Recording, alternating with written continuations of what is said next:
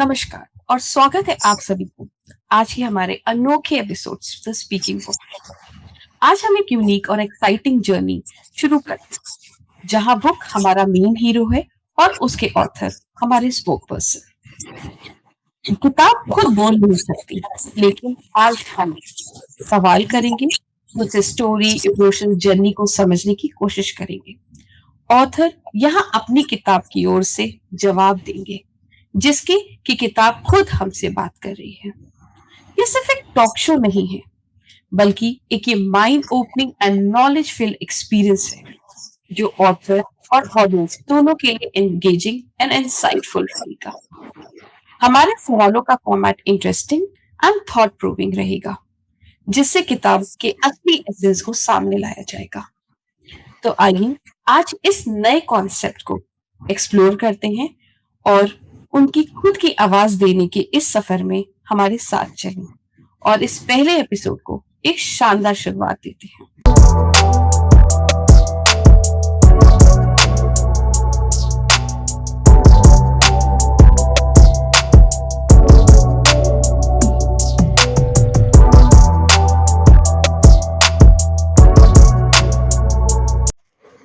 So hi Kirti ma'am, how are you? Hello, I'm very, very good. Thank you for calling me here. Thank you so much. Welcome ma'am to the Speaking Book Award show. So let's start with the first question. That इस किताब में आपको अपना author क्यों चुना? मुझे हमेशा लगता है कि इनटू द लाइट मेरे पास किसी प्लान की तरह नहीं, बल्कि एक इनर कॉलिंग की तरह आई। जब मैंने लोगों को depression, anxiety, trauma, emotional pain, relationship struggles, fear और लोनलीनेस से धीरे धीरे लाइट की तरफ जाते हुए देखा, तब मुझे एहसास हुआ कि हीलिंग सिर्फ एक प्रैक्टिस नहीं है, एक जर्नी है। और शायद इसी फीलिंग से इनटू द लाइट जन्मी। इस बुक का पहला chapter awakening to the healing journey भी वहीं से शुरू होता है, उस मोमेंट से जब इंसान पहली बार महसूस करता है कि उसे सिर्फ सरवाइव नहीं, हील भी करना है। मैंने हीलिंग को सिर्फ सीखा नहीं, लोगों के जीवन में अनफोल्ड होते हुए महसूस भी किया है। जब किसी की एनर्जी बदलती है, तब किसी की आंखों में होप वापस आती है। जब कोई अपने पेन के बाद भी लाइट महसूस करने लगता है, वही इस बुक की आत्मा बन गई। और शायद इसीलिए ये किताब मेरे थ्रू दुनिया तक आना चाहती थी। Amazing ma'am. अगर कोई रीडर इस बुक को पढ़ना चाहता है, तो ये बुक इस रीडर को किस तरीके से जर्नी पर ले जाएगी? कितनी डीपली कनेक्टेड है। फिर इनर ट्रांसफॉर्मेशन, मेडिटेशन, माइंडफुलनेस उन्हें साइलेंस के साथ बैठना सिखाता है। और accepting shadows and allowing emotional healing शायद बुक का वह हिस्सा है जहां रीडर पहली बार अपने भीतर की डार्कनेस को बिना डर के देखना शुरू करता है। मैंने चैप्टर्स को ऐसे लिखा है कि रीडर को ऐसा लगे कि जैसे वह किसी थ्योरी को नहीं, अपनी ही जर्नी को अनफोल्ड होते हुए देख रहे हैं। और शायद वही से ट्रांसफॉर्मेशन क्वाइटली शुरू हो जाती है। So what emotions do you carry within your pages? Lord of them. Into the light अपने पेजेस में होप, हीलिंग, सरेंडर, करेज, वल्नरेबिलिटी, सेल्फ लव, ट्रांसफॉर्मेशन के साथ लेकर चलती है।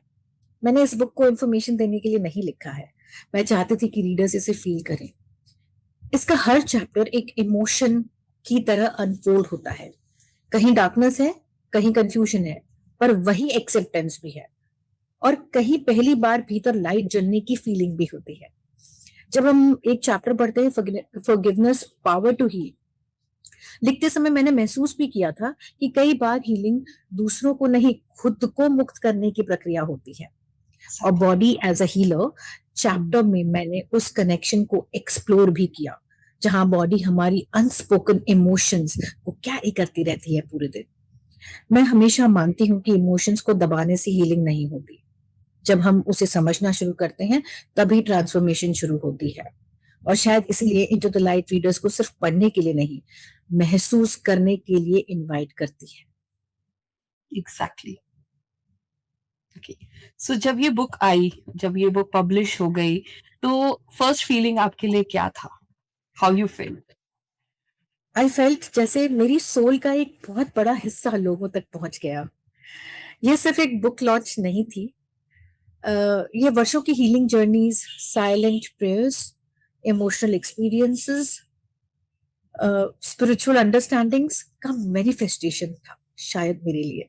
लेकिन सबसे ब्यूटीफुल फीलिंग तब आई जब रीडर्स ने मुझे मैसेजेस भेजने शुरू किए। तब महसूस हुआ कि ये किताब अब सिर्फ मेरी नहीं रही, ये उन लोगों की भी है जो खुद को इसके भीतर कहीं महसूस करते हैं। और शायद यही किसी हीलिंग बुक की सबसे ब्यूटीफुल आइडेंटिटी होती है। तो जब रीडर्स इस बुक को पढ़ेंगे, तो उनके अंदर क्या चेंजेस आएँगे? नज़रियों में क्या बदलाव आएगा? तो क्या चेंजेस आ सकते हैं इस बुक को पढ़ने के बाद? उनके सोच में, उनके नज़रिए में क्या चेंजेस दिख सकते हैं? ज्योति, मुझे कई लोगों ने कॉल्स किए, मैसेजेस किए और रिव्यूज में शेयर किया है कि जब वे डिप्रेशन, एंजाइटी, ट्रॉमा या इमोशनल ब्रेकडाउन या रिलेशनशिप इश्यूज, लोनलीनेस या इवन अनक्यूरेबल डिजीजेस जैसी सिचुएशन से गुजर रहे थे, तब इनटू द लाइट के चैप्टर्स ने उन्हें भीतर से थोड़ा स्ट्रॉन्गर फील करना। कुछ रीडर्स ने यह भी कहा कि पहली बार लगा कि कोई हमारे पेन को समझ रहा है, हमारे साथ चल रहा है। किसी ने शेयर किया, इस बुक ने मुझे खुद से रिकनेक्ट कर दिया है ma'am, when I had completely disconnected from the world. मेरे इंटरनेशनल रीडर्स और क्लाइंट्स ने भी मुझे बहुत ब्यूटीफुल कनेक्ट किया इस बुक के साथ। यूएसए, दुबई, सिंगापुर और कई देशों ने के लोगों ने लिखा है, इनटू द लाइट पढ़ते समय उन्हें ऐसा लगा जैसे इमोशंस और हीलिंग की लैंग्वेज ट्रूली यूनिवर्सल है। Accepting shadows and allowing emotional healing और being being a healing presence जैसी चैप्टर्स ने कई लोगों को अपने इमोशंस को सप्रेस करने के बजाय समझना सिखाया। ये किताब रीडर्स को जल्दी बदलने की कोशिश नहीं करती, उन्हें धीरे धीरे अपने इमोशंस, फियर्स और इनर रियलिटी के साथ बैठना सिखाती है। और शायद इसी वजह से रीडर्स इनटू द लाइट को सिर्फ एक बुक नहीं, एक हीलिंग कंपेनियन की तरह महसूस कर रहे हैं। एग्ज़ैक्टली। फिर आपने जैसे बताया कि आपको बहुत सारे फीडबैक्स आते हैं नेशनली, इंटरनेशनली, तो आपको कैसा फ़ील होता है ये फीडबैक्स सुन के? पता है, मेरे लिए सबसे मीनिंगफुल फीडबैक नहीं होता ये बुक अच्छी है ये कहना नहीं होता। सबसे ब्यूटीफुल मोमेंट तब होता है जब कोई रीडर कहता है, मैंने इस बुक में खुद को महसूस किया। जो कि मुझे एक कॉल आया था with in the after the launch of a book, around 10 days के अंदर, जिसमें मुझे उन्होंने कहा, she is 28 years old girl from Hyderabad, और उन्होंने मुझे कॉल किया और कहा कि मैम, मुझे मैं कहीं से भी इस बुक को खोलती हूँ ना, और मैं हुँ, कहीं फंस जाती हूँ, मुझे कोई प्रश्न होते हैं, और जब मैं फंस जाती हूँ और मैं कहीं से भी इस बुक को खोलती हूँ, तो मुझे मेरा आंसर मिल जाता है। तो कई मैसेजेस ऐसे आए हैं जहां लोगों ने बताया कि anxiety, relationship pain, trauma, confusion के दौरान इनटू द लाइट का कोई चैप्टर उनके साथ रहा। कहीं ना कहीं वो उनको उस बुक को अपने अंदर महसूस करते हैं। कितने लोगों ने, कॉलेज गोअर्स ने मुझे ये बात कही कि वो बुक हमेशा अपने बैग में कैरी करते हैं। हुँ, कुछ रीडर्स ने कहा कि forgiveness power to heal chapter ने उन्हें सालों पुराना इमोशनल वेट रिलीज करने में मदद की। और कुछ लोगों ने कहा कि हमारा connection with the earth means grounding practice has given them power to heal within. तो ये सब पढ़ने के बाद या सुनने के बाद हीलिंग शुरू हो गई है, सब में शुरू हो गई है। और शायद हीलिंग वहीं से शुरू होती है जब हम खुद से लड़ना बंद कर देते हैं। मुझे हमेशा लगता है कि किसी बुक की रियल सक्सेस बेस्ट सेलर बनने में नहीं होती, बल्कि रीडर्स के भीतर क्वाइटली अपनी जगह बनाने में होती हुँ, डेफिनिटली चेंज मैटर्स। अगर कोई है। किसी में चेंज ला पा रहा है, तो that is like a golden reward for you. Yeah, it is. That's the most important thing I feel I carry right now with me. So जैसे आप मुझे बता रहे हो, though I can feel like but I want to hear it from you. क्या ये book अपने readers के साथ जस्टिफाई भी कर पा रही है? मुझे लगता है इनटू द लाइट रीडर्स के साथ इसलिए कनेक्ट कर पाती है क्योंकि यह उन्हें सिखाने की कोशिश नहीं करती, ये उनके साथ चलती है एज अ कंपेनियन। जब मैंने बुक को लिखा तब मेरा इंटेंशन किसी एक्सपर्ट की तरह आंसर्स देना नहीं था। मैं चाहती थी कि रीडर जब इसे पढ़े तो उसे लगे कि कोई उसके साथ क्वाइटली बैठा है, उसे सुन रहा है, बिना कोई जजमेंट, बिना कोई परेशानी, बिना कोई प्रेशर के। मुझे हमेशा एक जापानीज आर्ट ऑफ किनसुगी बहुत ब्यूटीफुल लगा है, जहां टूटी हुई चीजों को फेंका नहीं जाता बल्कि गोल्ड से जोड़कर उन्हें और भी प्रीशियस बना दिया जाता है। शायद हीलिंग भी कुछ ऐसी ही होती है। Depression, anxiety, trauma, relationship, pain, ये सारी जो चीजें हैं ना, ये इंसान को तोड़ते जरूर है, लेकिन कई बार वही टूटे हुए हिस्से उसे उसकी सबसे गहरी सच्चाई के साथ जोड़ देते हैं। और इनटू द लाइट भी शायद वही करती है। ये रीडर्स को कहीं पहुंचने की जल्दी नहीं करती, उन्हें धीरे धीरे अपने इमोशंस, अपने फियर्स, अपनी मेमोरीज, अपने stunt emotions in their body, इन सब चीज से वो ट्रैवल कराते हुए बाहर निकालती है। शायद इसी वजह से रीडर्स कहते हैं कि उन्होंने इनटू द लाइट को अ, पढ़ी नहीं है, महसूस की है। Got it. तो फिर आपने जैसे इतना सब कुछ लोगों को कनेक्ट करा है, तो ऐसा कौन-सा चैप्टर है इस पूरे एंटायर बुक में जो आपका सबसे फेवरेट है? ओह!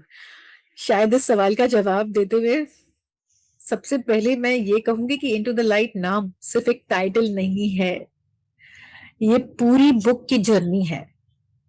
मैंने हमेशा महसूस किया है कि हम सब किसी ना किसी डार्कनेस से गुजरते हैं, कभी डिप्रेशन से, कभी कोई प्रॉब्लम से, कभी डेफिनिटली। ट्रॉमा आ जाते हैं, कभी कोई एंग्जाइटी आ जाता है, कभी हार्ट ब्रेक हो जाता है, कभी बहुत डर लगता है कि हम ये कैसे कर पाएंगे। लेकिन हीलिंग का सबसे ब्यूटीफुल पार्ट क्या है पता है? इंसान हमेशा डार्कनेस में नहीं रहता। धीरे धीरे अवेयरनेस एंड देन एक्सेप्टेंस और फिर हीलिंग के थ्रू वह लाइट की तरफ बढ़ने लगता है।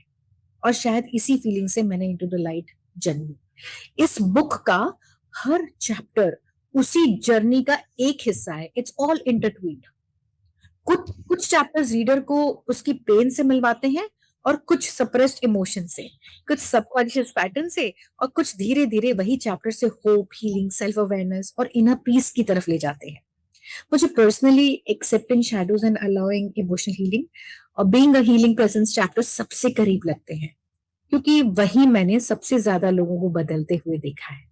एक हीलर होने के नाते मैंने हमेशा महसूस किया है कि लोग इंस्टेंटली हील नहीं होते, ये धीरे धीरे अपने भीतर लाइट तक, अपने भीतर को अपने अंदर ही ट्रैवल करवाते हैं, उस लाइट को अपने अंदर ही जलाते हैं पहले। और शायद वो तो लाइट भी रीडर्स को एग्जैक्टली वही जर्नी महसूस करवाती है। Amazing, great. सो अगर इस किताब को कोई फ़िल्म बनानी पड़े, तो वो कैसी फ़िल्म होगी? अ, अगर इनटू द लाइट पर फिल्म बने तो वो शायद बहुत लाउड नहीं होगी, वो क्वाइटली लोगों के भीतर उतरने वाली मूवी होगी।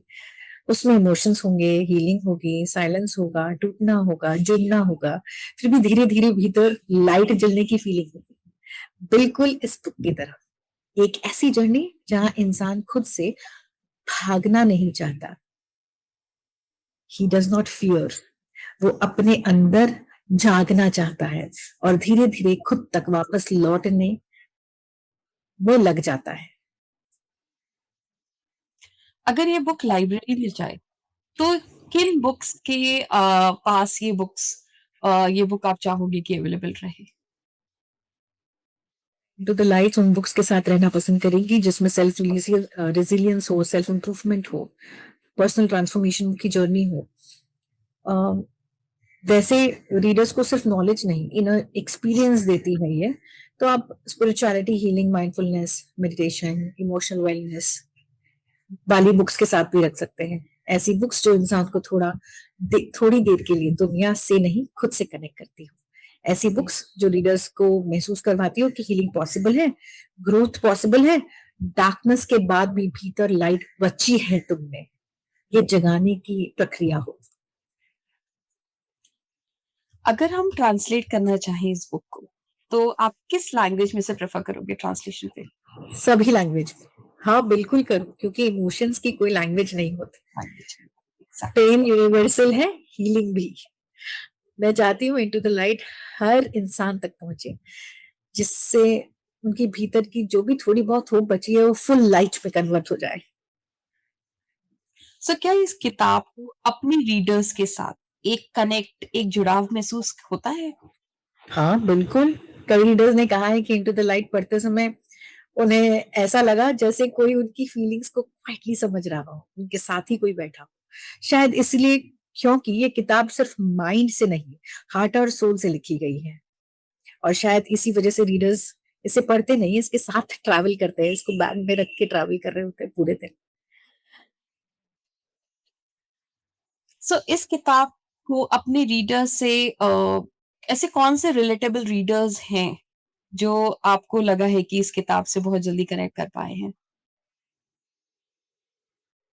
इनटू द लाइट उन लोगों के लिए है जो इमोशनली एग्जॉस्टेड फील करते हैं, जो सुने नहीं जा रहे हैं, जो दिख नहीं रहे हैं, जो डिप्रेशन में है, एंग्जाइटी में है या ट्रॉमेटिक कंडीशंस में है, रिलेशनशिप्स में स्ट्रगल कर रहे हैं या अकेले हैं, और ये उनके लिए एक हीलिंग जर्नी है।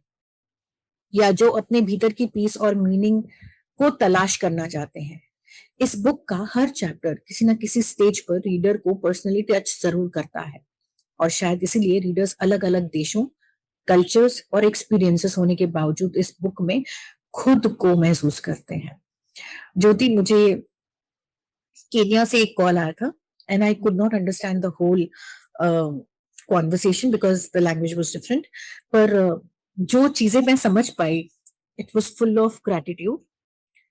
They kept on saying ki you have helped, I have helped them through this book to come out of a deep, uh, deep subconscious trauma. So if it is connecting at that point in time, I think it's doing justification to the, Yeah. yeah, readers. सो ये book अगर अपने readers के साथ कोई promise, कोई वादा करना चाहती है, तो वो क्या होगा? मैं तुम्हें बदलने नहीं आई, मैं तुम्हें तुम्हारे साथ चलने आई हूँ और तुम्हें जगाने आई हूँ। This will be the promise, ताकि तुम सिर्फ अपनी लाइट को महसूस नहीं कर सको, you also become somebody's light. So फिर ये बुक अपने रीडर्स को क्या नाम देना चाहेगी? एक दोस्त का जो क्वाइटली साथ चले, या एक गुरु का जो अवेयरनेस की तरफ जेंटली गाइड करे, या फिर एक प्रेरणा का जो रीडर को उसके ओन ट्रांसफॉर्मेशन तक ले जाएगा। सो मेरे हिसाब से ये दोस्त, गुरु, प्रेरणा तीनों लेवल्स को एक साथ लेके चलेगी। यस, तभी तो इनटू द लाइट। हाँ, डेफिनिटली। और फिर जब आप जैसे आप बता रहे हो कि अराउंड द वर्ल्ड आपको कॉल्स आ रहे हैं इसके रिगार्डिंग, सो डेफिनिटली ये कहीं न कहीं कनेक्ट बना चुकी है अपनी रीडर्स के साथ। सो आपकी बुक अपने रीडर्स के नाम पे क्या दे मतलब अ, कोई इसे क्यों लेगा? मतलब जब कोई खरीदता है, तो वो उसे सिर्फ़ खरीदता है। एक होता है कि वो उसे पढ़ता है और दूसरा होता है कि वो उसे पढ़ के उससे कुछ चीज़ें लर्न करता है, प्रेरणा लेता है। तो ये मतलब किताब सबसे ज़्यादा किस पर्सपेक्टिव पे खुशी देती है? आपको मतलब किताब को कब खुशी होगी? कि जब उसे सिर्फ़ खरीदा जाए, सिर्फ़ पढ़ा जाए या उससे प्रेरणा ली जाए? तीनों में। ओके। आपने ये सुना होगा ना कि चीनी को कब खुशी मिलती है, पानी में घोलकर, या चाय में घोलकर, या दूध में घुलकर, रात में या दिन में, उसका स्वाद कभी नहीं बदलता। हुँ। सिमिलरली इस बुक का भी स्वाद कभी नहीं बदलेगा, it will be the same. So ma'am जैसे हमने इतना सब कुछ डिस्कशन किया, तो ये किताब अपने रीडर्स को, अपने ऑडियंस को क्या एक मैसेज देना चाहेगी? Healing is not weakness. It is one of the most beautiful forms of courage. जो दर्द आप महसूस करते हैं, वह आपकी कहानी का अंत नहीं है। कई बार वहीं से आपकी रियल जर्नी शुरू होती है। इनटू द लाइट सिर्फ एक बुक नहीं है, एक स्पेस है जहां आप थोड़ी देर के लिए खुद से मिल सकते हैं। और शायद जब आप खुद को समझना शुरू करते हैं, तभी भीतर की लाइट जलनी शुरू हो जाती है। Amazing. So thank you ma'am for joining us for today event. Okay, it thank you was so much. Lovely talking to you. Like same बहुत कुछ ऐसी चीजें हैं जो मतलब ऑब्वियसली हम इग्नोर कर देते हैं अपनी लाइफ में। हम डिप्रेशन में हैं, तो डिप्रेशन एक्सेप्ट नहीं करते। हम पेन में हैं, हम उसे एक्सेप्ट नहीं करते कि we are into the suffering. But definitely अगर कोई है, उसे एक्सेप्ट करके अगर बुक को गो थ्रू करता है, तो I think so the book will going to help them to come out from the situation. It will definitely, and it is already doing that. Definitely. So Thank you, Jyoti. Audience, thank you ma'am. So audience, ये रहा speaking book का आज का एक शानदार सफर। हमने किताब से जुड़े इंटरेस्टिंग और थॉट प्रोविंग क्वेश्चंस के जरिए अपने इमोशंस, स्टोरी और जर्नी को एक्सप्लोर किया। ऑथर ने अपनी बुक की आवाज बनकर हमें वे सब बताया जो किताब खुद कहना चाहती है। हम किताब अपने अंदर हर एक गहरी सोच, एक नया पर्सपेक्टिव और अनमोल सीख समेटी होती है, और आज हमने उसी एसेंस को सामने लाने की कोशिश की है। मुझे उम्मीद है कि ये कॉन्वर्जेशन आप सभी के लिए इंसाइटफुल और एंगेजिंग रहा होगा। हम आगे भी ऐसे exciting and knowledge full episode लेकर आते रहेंगे, जहां बुक्स होंगे हमारा मेन हीरो और ऑथर उसके बनेंगे हमारे स्पोक पर्सन। आज ये हमारे गेस्ट ऑथर और उनकी बुक को ढेर सारी शुभकामनाएं। Thank you आप so सभी much. ऑडियंस को, थैंक यू मैम। सो आप सभी ऑडियंस को हम दिल से धन्यवाद करते हैं, जिन्होंने इस कॉन्वर्जेशन को सुना, समझा और इस अनोखे सफर में हमारा साथ दिया। अब मिलते हैं हम आपसे नेक्स्ट एपिसोड में। Keep reading. Thank you ma'am.